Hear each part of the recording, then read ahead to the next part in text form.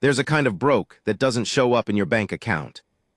It lives in the way you stop answering your phone, in the way you drive past a diner you used to eat at every Tuesday and just keep going, in the way you sign papers on a piece of land nobody else wanted, in a county nobody drives through anymore, and you tell yourself this is a beginning when every bone in your body knows it might be the end. Cal Briggs bought the Harlan Ranch on a Thursday in late October for $11,000 and a handshake. The roof had 3 holes. The well pump hadn't run in 6 years. The nearest town was 31 miles of bad road, and the last thing the county assessor said to him before he left the office was, "You sure about this, son?" Cal didn't answer, he just took the keys. That should tell you everything. But it doesn't tell you about the woman who showed up 3 weeks later with a cracked tail light and mud on her boots, and a silence around her so thick you could feel it before she even stepped out of the truck. It doesn't tell you what she carried, what she was running from, what she would eventually force Cal Briggs to face about himself, things he'd buried so deep in work and distance that he'd almost convinced himself they weren't there. This is not a love story, not exactly. It's a story about 2 people who arrived at the same broken place at the same broken time, and what happened to them when they had nowhere left to run. Some things can only be built from the ground up, but first you have to stop pretending the ground isn't rubble. The first thing I noticed about the Harlan place was that it smelled like every old ranch smells when it's been left too long, like dry rot and field mice and something faintly sweet underneath, the ghost of hay that hadn't been stored there in years. I'm a man who notices smell before anything else. Always have been. My mother used to say I came out of the womb sniffing around like a hound dog, which wasn't a compliment the way she said it, but I took it as one anyway. I'd been keeping a log since I bought the place. Just a cheap spiral notebook I'd picked up at a gas station in Laramie, the kind with the black and white spotted cover that kids use in school. I started writing in it the first night I slept on the ranch, which wasn't really sleeping. It was lying on a camping pad on the floor of the main room with my boots still on, staring at the ceiling and listening to the wind push through the holes in the roof like it was testing whether I'd already given up. I wrote day 1, roof needs work, everything else probably worse, didn't die yet. That was my system, short entries, practical, no feelings. I want to be honest about what I was when I bought the Harlan Ranch. I was 34 years old, and I had come off 2 years that I do not entirely remember, which is its own kind of statement. I'd been working cattle operations across Wyoming and Colorado since I was 19, moving from outfit to outfit the way some men move through relationships, staying long enough to be useful, leaving before I became necessary to anyone. I was good at the work. Good enough that foreman kept my number and called me ahead of spring roundup and didn't ask too many questions about the gaps in my resume. The gaps were a bad partnership on a small operation in Montrose that ended in a lawsuit I technically won and financially lost. A broken engagement to a woman named Darcy who deserved better than a man who was always already thinking about the next place. 8 months in a town in northern New Mexico that I will not name, where I made a series of decisions that were not catastrophic but were cumulatively very stupid. And then, at the end of all of it, the quiet. The specific, heavy quiet of a man who has run out of momentum and doesn't know it yet. I'd driven through the Powder River Basin on a nothing impulse in late September. Saw the Harlan Ranch listed in a foreclosure notice taped to the inside window of a hardware store. Called the number on my cell phone standing right there in the parking lot. And 3 weeks later owned 11 acres of beat-up Wyoming soil, a 2-room house, a barn with structural opinions of its own, and approximately $4,000 left in my account after closing. What I did not own, any clear plan, any livestock, any tools beyond what fit in the bed of my truck, any real understanding of why I'd done it. That part I didn't write in the notebook. The first 2 weeks at Harlan, I worked from sunup until I couldn't lift my arms anymore, and then I sat on the porch and watched the dark come down over the basin and didn't think about anything specific. I fixed the roof. 3 days of misery on a patched ladder I found in the barn, with roofing nails I bought on credit at the hardware store in Dunmore. I got the well pump running on the 4th day after a conversation with a retired plumber named Orvis Tate, who drove out from town in exchange for $50, and a promise I'd buy him coffee the next time I was in. Orvis stood by the pump house and looked at everything with the expression of a man being asked to diagnose a terminal patient, and then he said, Somebody didn't winterize this right for about 3 seasons in a row, and then he fixed it in about 2 hours while I handed him tools and he didn't speak again. I respected that about him. Some men talk when they work.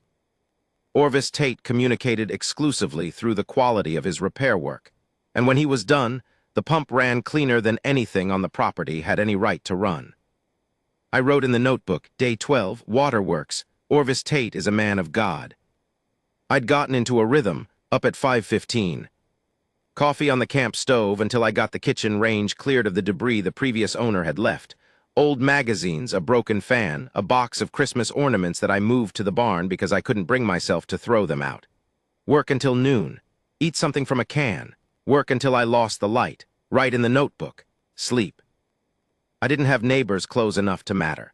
The nearest working ranch was the Pollard spread about 4 miles northeast, run by a man named Gene Pollard who I'd seen exactly once, driving past on the county road, who raised 2 fingers off his steering wheel in the greeting that Wyoming ranchers use when they don't want to fully commit to acknowledging you.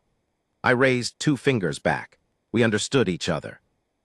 There was a dog that started showing up around day 9, a brindle heeler mix male with 1 torn ear and the expression of a creature who had made poor life decisions and was not entirely surprised by how things had turned out. He wouldn't come close, but he wouldn't leave either. He'd sit about 30 yards out and watch me work with a kind of professional interest, the way a consultant observes without getting involved. I started leaving food out on the porch. By day 14, he was sleeping on the porch steps. I didn't name him yet. Naming things felt like a commitment I wasn't sure I was equipped to make. The morning of day 19, I was in the barn when I heard the truck. I need to describe the barn to you because it matters. The Harlan barn was a structure that had been added to and modified by at least 3 different owners across 50 years, each of whom had different ideas about what a barn should be, and none of whom had ever consulted an engineer. The original structure was solid, old-growth timber, mortise and tenon joinery, the kind of building that gets stronger with age because the wood cures and tightens. But someone in the 1980s had added a lean-to on the south side in corrugated metal, and someone in the early 2000s had built a small tack room in the northeast corner out of materials that appeared to be primarily wishful thinking and particle board. The particle board room was the first thing I'd torn out. The lean-to I was keeping because it gave me covered workspace. I was under the lean-to that morning with my back to the drive, trying to figure out what to do about the fence line on the east boundary. I'd walked it 2 days prior and found about 120 yards of post and rail that had been hit by something large enough to splinter the rails and tilt 4 of the posts past the point of no return. I was studying a fence post I'd pulled and trying to work out in my head whether I could salvage the hardware when I heard tires on gravel. It wasn't the sound of someone who knew the road. Whoever was driving was coming in slow, the way people drive when they're reading addresses or second-guessing themselves. I set the post down and walked around the corner of the barn, and there was a pickup truck, older than mine, dark green, with Wyoming plates and a cracked left tail light held together with a strip of red tape that someone had applied with more optimism than structural understanding. The truck had pulled into the yard and stopped, engine still running, and for a long moment nobody got out. The dog, still unnamed, had appeared from wherever he'd been sleeping and was standing at the edge of the yard, head low, watching the truck with the exact level of alert interest that said not a threat, but not yet cleared. I waited. The truck door opened. Here is the thing about first impressions. They are usually wrong, but they are not usually nothing. There's information in a first impression. You just can't always read it correctly in the moment. The woman who stepped out of the green truck was tall, maybe 5'9", with dark hair pulled back in a braid that had been neat sometime earlier and was now doing its own thing in the wind. She was wearing a canvas work jacket over a plaid shirt, and her jeans had actual dirt on the knees, not the decorative kind that comes from stores. Her boots were broken in and functional, and one of them had a piece of baling wire wrapped around the toe, which I recognized as a field repair, and which told me something about her before she'd said a word. She looked at me the way people look when they're assessing whether they've made a mistake, direct but guarded. Her jaw was set in the specific way that isn't aggression, but is a close cousin of it, the expression of someone who has had to hold themselves together for long enough that holding has become the default. She was about my age, maybe a year or 2 younger. She said, "You're Cal Briggs." "That's me." Margaret Harlan, she said. My grandfather built this place.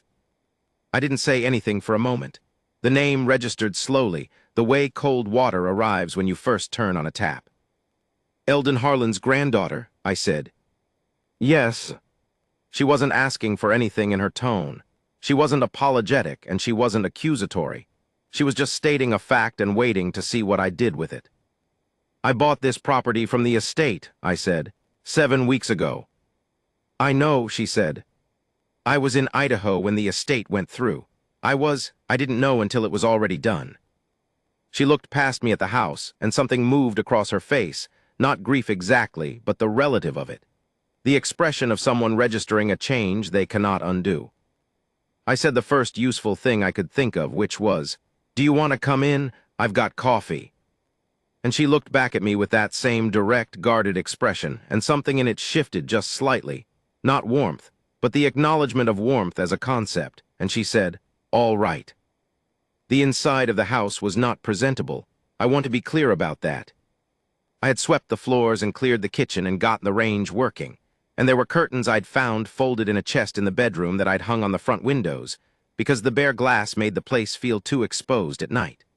But the walls still showed the water staining from years of roof neglect, and the floor in the back bedroom had 2 boards that needed replacing, and the whole place smelled like fresh-cut wood and old plaster and my own boot leather.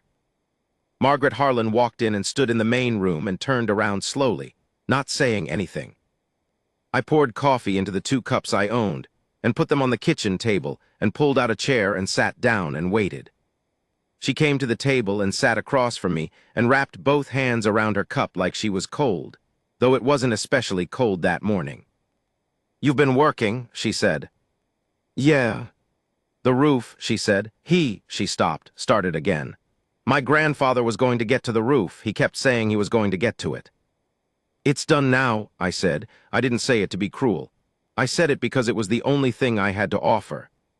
She nodded slowly, looking at the table. There was a long silence that was not uncomfortable exactly, but was very heavy, the way a room gets heavy when someone who has been holding something for a very long time finally stops moving. "I don't want it back," she said. "I want to be clear about that. I'm not here to make any kind of claim. The sale was legal, I know that." "Okay," I said. "I just needed to see it." She looked up. "I don't know if that makes sense." "It does," I said, and it did.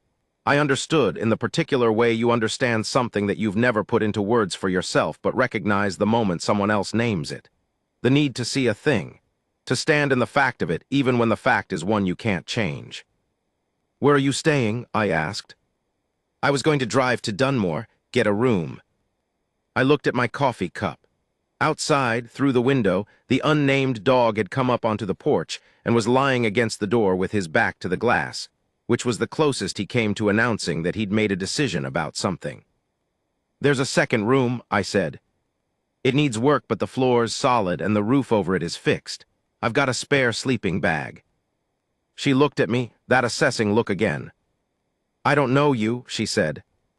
"No," I said, "but you know this place and I don't. That seems like a fair trade for a few days." She was quiet for a long moment. "A few days," she said. "If you want." She looked around the room again. Something settled in her expression, not relief, but the release of a tension I hadn't known she was carrying until I saw it leave. "All right," she said, "a few days." What I didn't write in my notebook that night, what I wrote around, approaching it and then swerving away, was that the house felt different after she arrived. Not better, not worse, just different. Like the difference between a building that's being used and a building that's being occupied. There is a distinction. I don't entirely know how to explain it, but any man who has lived alone for long enough knows the exact quality of solitude that settles into a place, and knows when it shifts. She didn't take up much space. She had a duffel bag and a small toolbox in the bed of her truck. The toolbox I noticed particularly because it was old, the professional kind with slide-out trays, the kind of toolbox a person inherits rather than buys. She set up the spare room with economy and no fuss and came back to the kitchen at 7 that evening and stood in the doorway and said, "Is there anything that needs doing?" I almost said no. The word was halfway formed in my mouth before I caught it. "East fence line," I said instead. About 120 yards that got hit by something.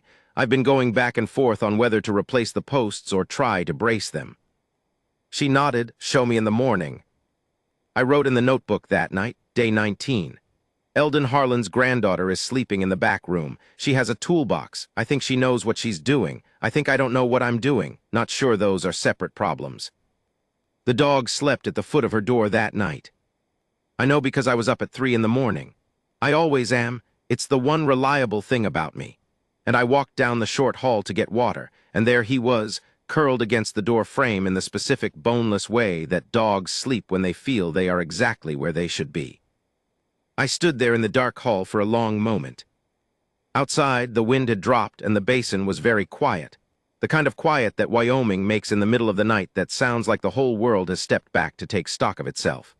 Stars through the kitchen window, the cold white scatter of them, more than you'd believe if you'd only ever seen a city sky. I filled my water glass. On my way back to my room, I stopped again and looked at the dog. He opened one eye, looked at me, closed it again. I went back to bed. I didn't sleep much. That wasn't new. What was new was that the quality of the sleeplessness was different, not the grinding, purposeless kind that comes from being alone in a place you've committed to without understanding why. Something else. Something that felt very distantly and very cautiously, like the particular restlessness that comes before something changes. I didn't name it. I just let it be there and stared at the ceiling and listened to the silence outside and waited for morning. At first light, I was on the porch with my coffee and my notebook, and by the time the sun had fully cleared the eastern ridge, Margaret Harlan came out of the house with her own coffee. She'd found the pot without asking, and stood beside the porch rail and looked out at the basin the way you look at something that's been rearranged without your permission, and you're trying to find what's still in the same place. She was quieter in the mornings than she'd been the night before. There was a kind of stillness in her that I respected without knowing yet that I respected it. I'm a man who talks when I'm nervous and goes silent when I'm thinking, and I couldn't yet tell which one of those things she was. After a while she said, without looking at me, he planted the windbreak on the north side himself. All of it. Took him 4 years. I looked at the windbreak. A double row of cottonwoods and Russian olive, 30 or 40 trees running 100 yards along the north boundary. I'd noticed it when I walked the property. It was the healthiest thing on the place, the most intentional. They're in good shape, I said. He watered each one by hand for the first 2 summers, she said, before he got the drip line in. She said it with the flatness of someone recounting something they know exactly how they feel about and have decided not to feel it out loud. I wrote in my notebook later, day 20. She tells me about him in facts, no decoration. I think that's how she holds him. I think it was that morning, standing on the porch in the early light with my coffee cooling in my hand and the dog somewhere out in the field doing his circuits, that I started to understand what had drawn me to this place. Not the land, not the price, not the idea of starting something. It was the same thing that had drawn her back, the same thing from opposite directions. The need to be somewhere that someone had put themselves into. Somewhere that meant something, even if you weren't the one it had originally meant it to. I didn't say that out loud. It would have been too much and too soon, and I wasn't entirely sure I believed it yet. But I wrote it down. That afternoon we walked the east fence line together, and I watched her kneel next to one of the tilted posts and dig around the base with her hands, feeling the way the ground had heaved, and she said, "Frost push. You could brace these, but they'll heave again next winter. Better to reset them." How deep? 36 inches minimum, 40 if you want to stop arguing with the frost. I looked at the 120 yards of broken fence. That's a lot of resetting. Yes, she said, without any inflection that suggested it was anything other than simply true. You've done fence work. She looked up at me with an expression that was not quite amusement, but was adjacent to it. My grandfather had me setting posts before I was old enough to know what a come-along was. What brought you to Idaho? The not quite amusement left. She stood up and brushed her hands on her jeans. Work, she said, and other things. I didn't push it. She didn't offer more. We stood there in the field looking at the tilted posts, and the wind moved through the grass around us with that low, constant sound that Wyoming wind makes in October, and I thought, she'll tell me or she won't, and either one is her right. I'll rent a post-hole digger from Dunmore, I said, if you're willing to help me set them. She was quiet for a moment. I'm willing, she said. We worked the fence for 2 days.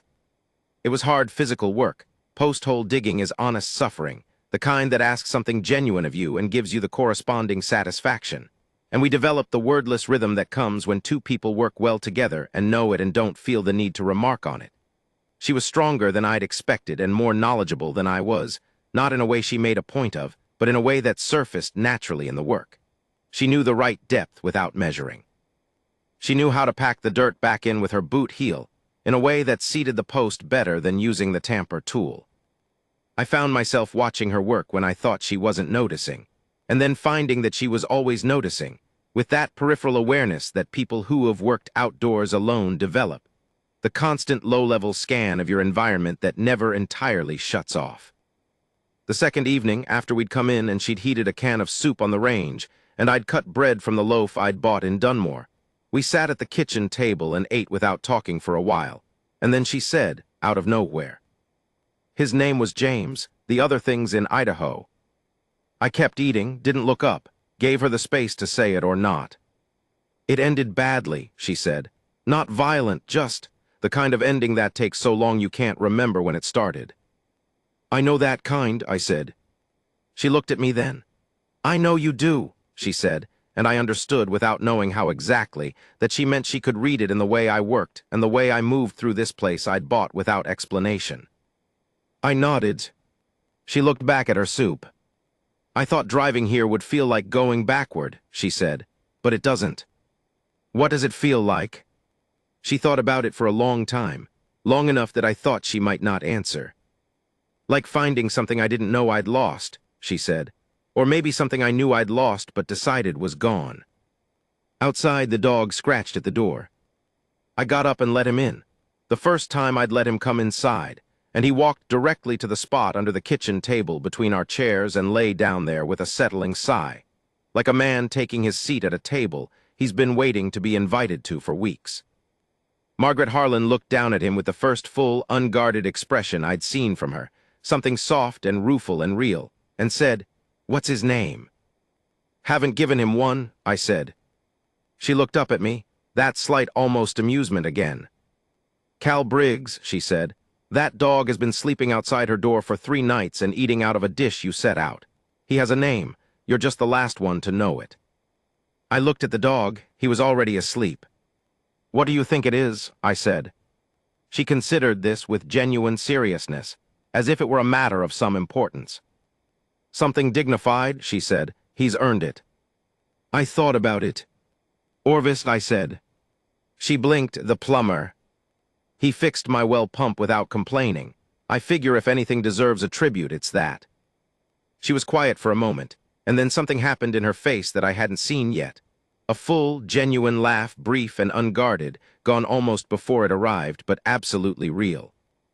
"Orvis," she said. The dog's tail thumped once against the floor without him opening his eyes. "Orvis it is," she said.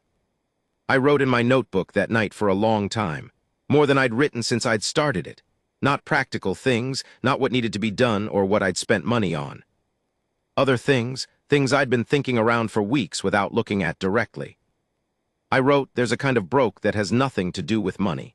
I knew that when I drove here, and I knew it when I signed the papers. I think I came here to get poor enough in every other sense that I'd have to start over. I don't know if that's courage or stupidity." She came here for the same reason from a different direction. I think we are the same kind of broken. I think that should be a warning. I think maybe warnings are not always the same as reasons to stop. The fence is almost done.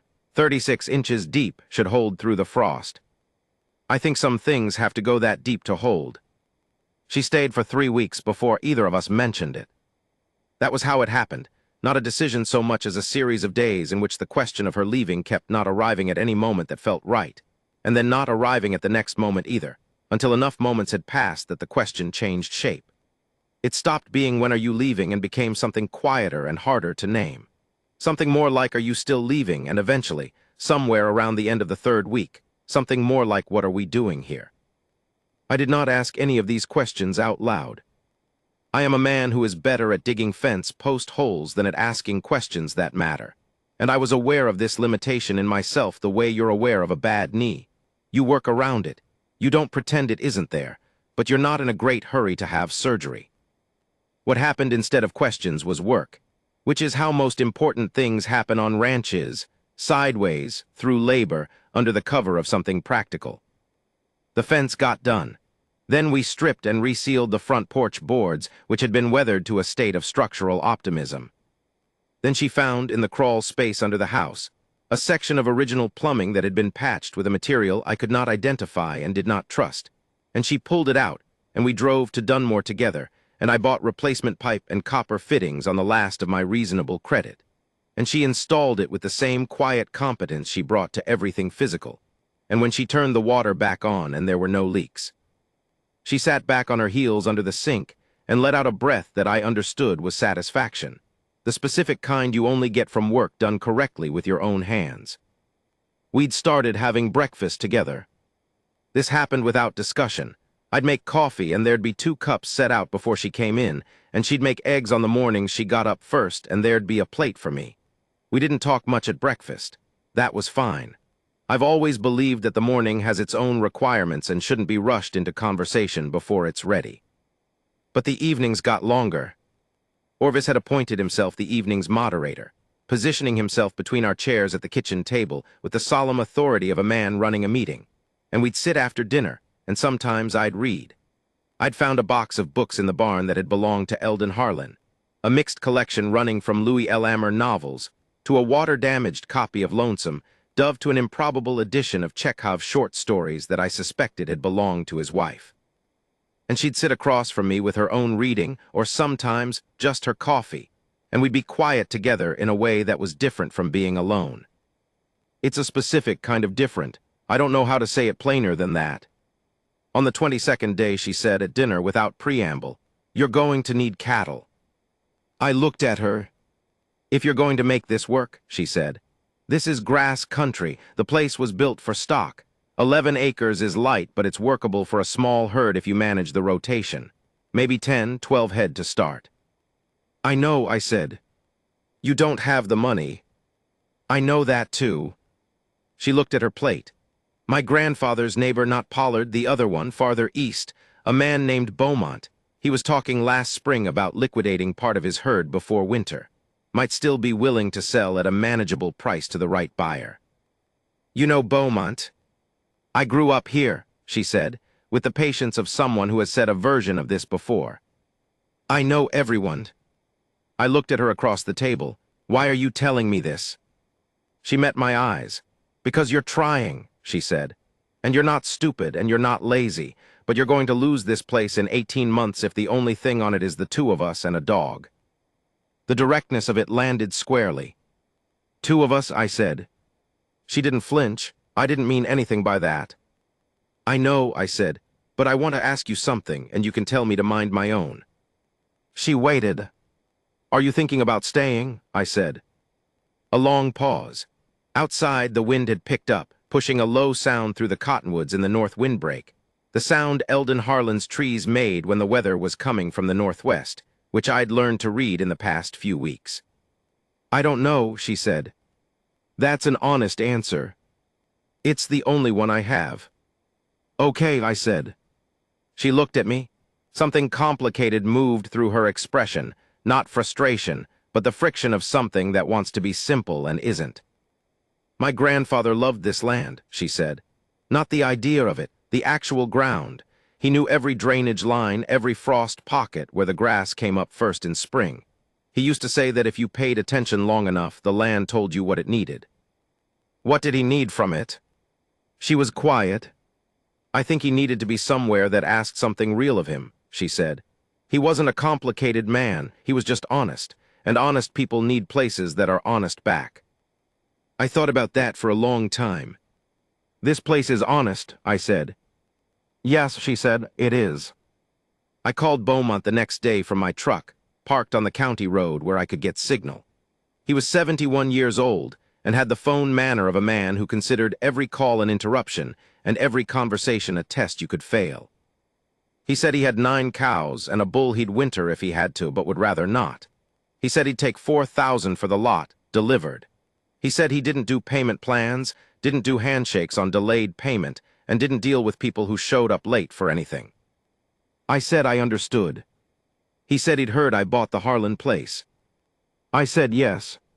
He said Eldon Harlan was a good man and the best judge of a fence line he'd ever known, and that if I'd bought his property, I'd better be the kind of man who took that seriously. I said I intended to. He was quiet for a moment. "Margaret back," he said. I paused. "She's here." "Good," he said, with the blunt satisfaction of a man who has been waiting for news he expected, but not when. "I'll hold the cows for 60 days. You figure out the money." He hung up. I sat in the truck for a moment. Orvis was in the passenger seat. He'd appointed himself my co-pilot at some point in the past week, appearing at the truck door every time I started the engine with an expression that said he would prefer not to be left out of things. I said to him, $4,000 in 60 days. He looked at me with the resigned patience of someone who has made peace with the fact that they are supporting a questionable enterprise. "Yeah," I said, "me too. I'll tell you about the money problem honestly, because it's important, and because I think people who write about ranching sometimes skip the part where the numbers are actually terrifying." I had at that point approximately $2,300 in my account. I had no credit I hadn't already extended on building materials. I had a truck with 160,000 miles on it, and a barn full of second-hand tools and 11 acres of land I technically owned, but was still paying property tax on, which was due in 4 months. I also had a skill set that was worth money to the right people at the right time of year, which was, I was a very good hand. I could work cattle, I could shoe a horse passably, I could operate equipment, I could do the kind of competent everything that small ranch operations needed, especially heading into winter when the full-time guys were stretched thin. I drove to Pollard's place the next morning. Gene Pollard was a compact man in his 60s with the permanent squint of someone who has spent 50 years looking at horizons and the conversational style of someone who prefers to save all his words for exactly when they're needed. He met me in his yard and listened to my proposal, day work through December, any rate he considered fair, without changing expression. "You're the new Harlan owner," he said. "Yes. Margaret Harlan's back." "She is." He nodded slowly in the way of a man running calculations. "I'll give you $450 a day and 2 days guaranteed a week, more when I need it." "I'll take it. You're not going to ask about the work." "I can do whatever work you have." He looked at me for a moment, sizing something. "All right," he said. I also drove to 2 other operations that week and came away with sporadic work from both. I started keeping a second notebook, a small one, just numbers, and I worked the math every evening, sometimes twice, and somewhere in the middle of week 5, I could see a path to $4,000 by Beaumont's deadline if everything held. If everything held. Margaret found the second notebook one evening and picked it up from the table and looked at the numbers without asking, and then set it back down and said, "You're about 300 short of your buffer even if Pollard works you every available day." "I know. I can cover the 300, she said. I looked at her. "I'm living here," she said. "I'm eating your food and using your water and sleeping in a room I didn't pay for. That's worth something." "It's also worth the labor you've put into this place," I said. "That plumbing job alone." "I didn't do the plumbing as payment," she said. "I did it because it needed doing and I knew how." We looked at each other. "I'm not taking your money," I said. "It's not taking," she said. "It's partnership." "We're not partners." "Then what are we?" There it was, the question that had been building weight for weeks, finally arriving at the table between us, quiet and enormous. I looked at my coffee, back at her. "I don't know," I said, "but I'm not going to take your money while I figure it out." She was quiet for a long moment. A very specific kind of quiet, the kind that comes when someone is deciding whether to push forward or let something be. "Cal," she said. "Yeah. You are the most stubborn man I have met in 10 years. I've been told. By Darcy." The name landed differently than she intended, I think. She looked for one unguarded second like she'd said something sharper than she meant to. But she didn't backpedal it, and I respected that. Among others, I said, "What happened with Darcy?" I thought about whether to answer. "She waited for me to figure out what I wanted," I said. "I took too long, she stopped waiting, that's the whole story." "Is it?" "Pretty much. I'm not a complicated person." "You're more complicated than you think," she said, not unkindly. "You sound like my mother." "I don't mean it the same way your mother did." We looked at each other for a moment in the specific charged quiet of two people who are both aware that they are standing at the edge of something, and neither one is quite ready to step forward. Orvis, under the table, sighed deeply. "All right," I said, "partner." She nodded. Something shifted in her, a small easing of the held-together quality, there and then gone. "All right," she said. The weeks that followed had their own texture, hard, physical, and slowly accumulating into something that resembled the shape of a real operation. I worked Pollard's cattle in the mornings and came back to Harlan in the afternoons. Margaret drove out to Beaumont's twice to look at the cattle we were buying, came back with assessments that were specific and unsentimental. The 3 cows he was selling, she said, were sound. The other 6 were passable. The bull was older than Beaumont had represented, but was temperamentally solid, which mattered more than his age if we managed him right. We argued about fencing twice, genuinely argued, the kind with raised voices, and one moment where I walked outside to stop myself from saying something I'd regret. And both times arrived eventually at a solution that was better than either of our original positions, which is the only argument worth having.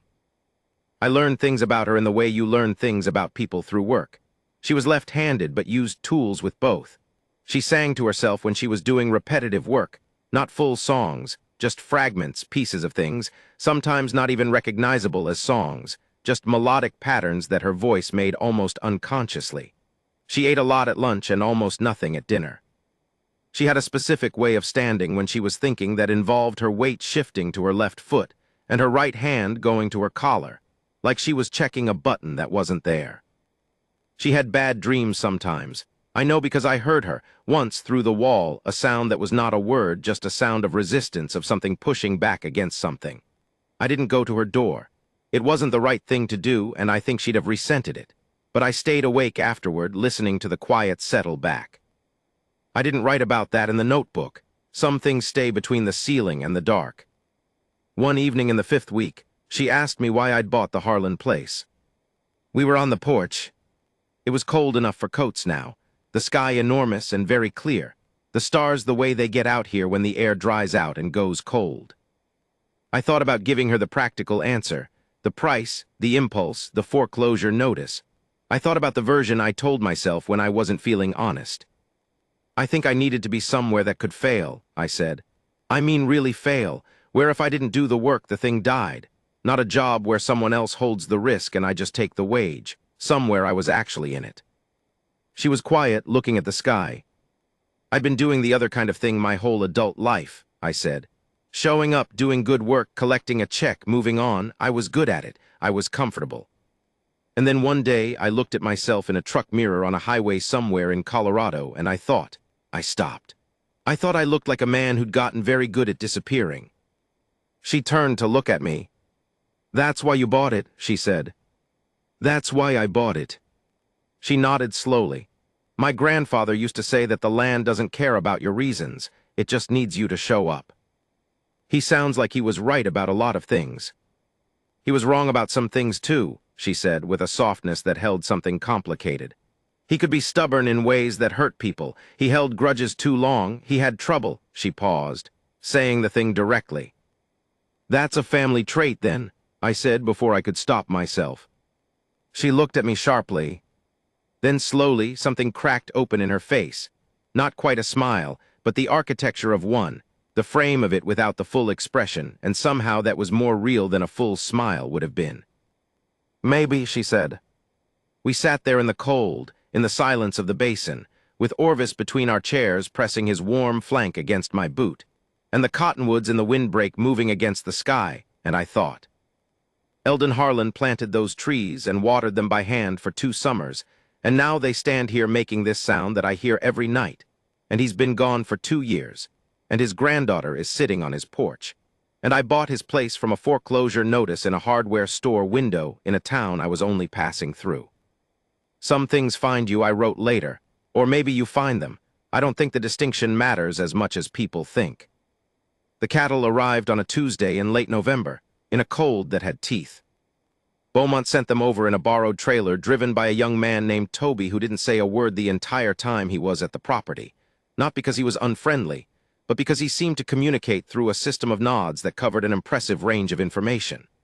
He backed the trailer in, nodded at the gate, nodded at the pen we'd built, nodded at Margaret when she guided the first cow down the ramp, and when it was done he climbed back in the cab, nodded at me through the window, and left. "Man of few words," I said. "Toby Beaumont," Margaret said. "His grandfather's same way. It runs in the family." "Good trait." "It has its uses," she said, and I felt the small edge in it and didn't pursue it. The cattle were what they were, not impressive, not young, but solid and functional in the way that counts when winter is coming. We got them into the pen, and I stood at the fence watching them settle, and I had the feeling that the place was finally doing what it was built to do. Not romantic, just right. A thing being used for its purpose. Margaret stood beside me. "They'll need supplemental hay through January," she said. "Grass won't carry them if we get hard snow." "I know, I've got 2 tons coming from a guy in Casey." She nodded. We stood there watching the cattle. "We did it," I said. "We started it," she said. Which was more accurate, and which I deserved. The first hard frost came 3 days later. I woke at 3:30, my reliable 3:30, and the cold outside was a different kind of cold from everything before it. The kind that has made a decision.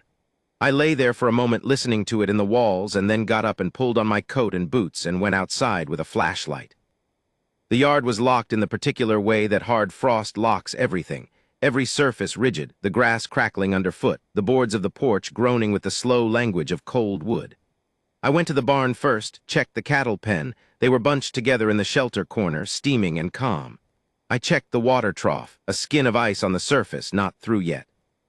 I broke it with the heel of my boot. When I turned around, Margaret was standing in the barn door in her coat and boots with her hair loose, which I hadn't seen before.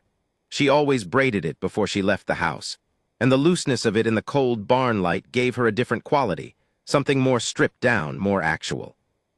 "They okay," she said. "Fine, trough frosted on top, not through." She nodded. "We should get a tank heater before the next one." "Already ordered it." She looked at me. "When?"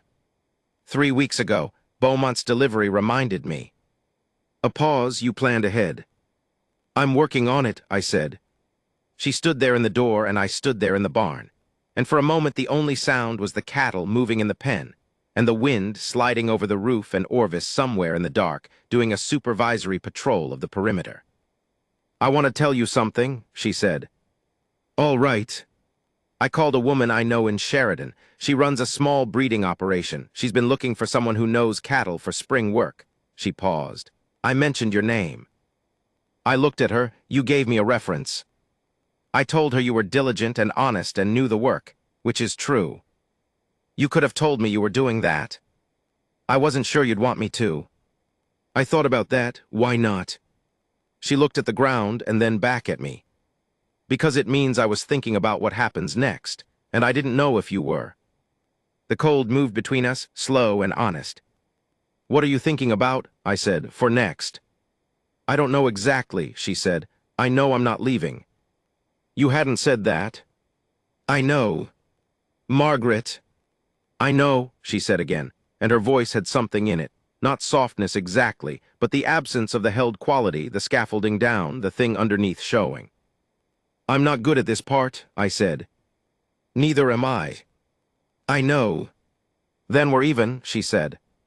I thought about Darcy briefly, not painfully but honestly, the way you think about things that shaped you, as information rather than wound. I thought about Colorado highways and truck mirrors, and the specific kind of good I'd been at disappearing. I thought about the foreclosure notice in the hardware store window and Orvis Tate fixing my pump without complaint, and the way this woman had walked into this yard with mud on her boots and a toolbox in her truck, and a silence around her that turned out to be something else entirely. "I bought this place because I needed somewhere that could fail," I said. That's what I told you before, but I don't think I was entirely right. She waited. I think I needed somewhere that mattered what I did with it, I said. Not just whether it survived, what I turned it into, what kind of place it became. I stopped. I think that applies to more than the ranch, I said. A long beat of wind silence. The cattle settled further, a low collective sound. Orvis appeared in the barn doorway behind Margaret, regarded us both briefly, and then went back outside about his business. Margaret looked at me for a long moment. Her expression was doing something I hadn't seen before. Not all the way open, because she wasn't built to be all the way open, and I wasn't asking her to be, but something more open than before. A door not flung wide, but no longer locked. "Okay," she said quietly. "Okay," I said. We stood there in the cold for another moment. "Come on," she said. "I'll make coffee." The winter settled in over the next 3 weeks, with a conviction that Wyoming winters have. Snow came first as a light dusting that erased the tire tracks in the yard and rounded the fence posts and made the whole basin look like someone had cleaned it. Then a harder storm, 2 days of serious wind and accumulation that kept us inside and working from the barn only for the minimum time the cattle required. On the second snow day, we were inside and she was reading, and I was trying to solve a problem with the east gate that had been arguing with me, and I said at one point, without looking up, "What was your grandfather's middle name?" She looked up from her book. "Walter, why?" "Just thinking." "About what?" I set down the gate hardware and looked at the notebook, looked at her. "If this goes the way I think it might go," I said carefully, "I was thinking about what to call the place." She was very still. "The Harlan Ranch," I said. "It's already named, I was wondering if you'd want it to keep that name." She put her book down slowly. "Cal, it was your grandfather's, it should be." "Cal," she said again. I stopped. "Yes," she said, "I wanted to keep the name." Something in her face moved completely, the last architecture of containment, and she looked at me with something unguarded and true, and for a moment the kitchen was very quiet, and the snow was doing its work outside, and the fire in the range was doing its work inside, and Orvis was asleep on his side between the table legs with his feet moving slightly in some dream. I held her gaze. "Okay," I said. "Okay," she said. "What I know about hard things is that they don't resolve. They don't tie up. The frost comes back every year, and the fences need attention every spring, and the cattle have their own opinions about things, and the money is always one bad season from being terrifying. The ranch did not become easy. I did not become easy. She did not become easy. We were 2 people who had spent a combined 5 or 6 decades being very good at leaving things and very bad at staying. And the fact of staying was not a single decision, but a daily one, made in the small mundane choices of 2 people deciding to share a table and a porch and a windbreak and a dog named after a plumber. There was a morning in February. I remember it specifically because I'd noted it in the notebook, when I was in the barn at first light, and she came in with 2 cups of coffee and handed me one without speaking and stood beside me looking at the cattle. And I looked at her profile in the early gray light, the braid coming back together, the steam rising from both our cups, and I thought, this is what it looks like when it works. Not perfect, not easy, not certain. Just working. Just the 2 of us and 11 acres, and a sound operation that was going to ask something real of us every single day. I wrote in the notebook later, day 114. Pollard wants me through spring. Beaumont's grandson showed up with a heifer and said his grandfather was thinking about us for a second bull in March. Margaret starts spring with the woman in Sheridan in April, but she'll come back. She said so. I believe her. First time I've believed something about the future without needing proof. Orvis turned 3 this month, probably. We don't know for sure, but we decided February felt right. She gave him a slice of cornbread, and he ate it with the gravity of a dog who feels he deserves all of it. The cottonwoods will bud sometime in late April. I've been watching for it. I want to see the thing Eldon Harlan planted make its first spring under my watch. I think he'd have something to say about all of this. I think it would be short, practical, 2 words off the steering wheel. I think that would be enough. On the last Saturday in February, I drove to Dunmore and bought 2 things at the hardware store. A new gate latch for the east fence, and a second spiral notebook with a black and white spotted cover. The man at the register was not the same man who'd had the foreclosure notice in his window all those months ago, but the window was the same window. And when I looked at it on my way out, there were 2 new notices there. Different properties, different counties, different names. And I stood on the sidewalk for a moment in the February cold, looking at them. I thought about whoever was going to call those numbers. What they were running from or toward. What they'd find when they got there,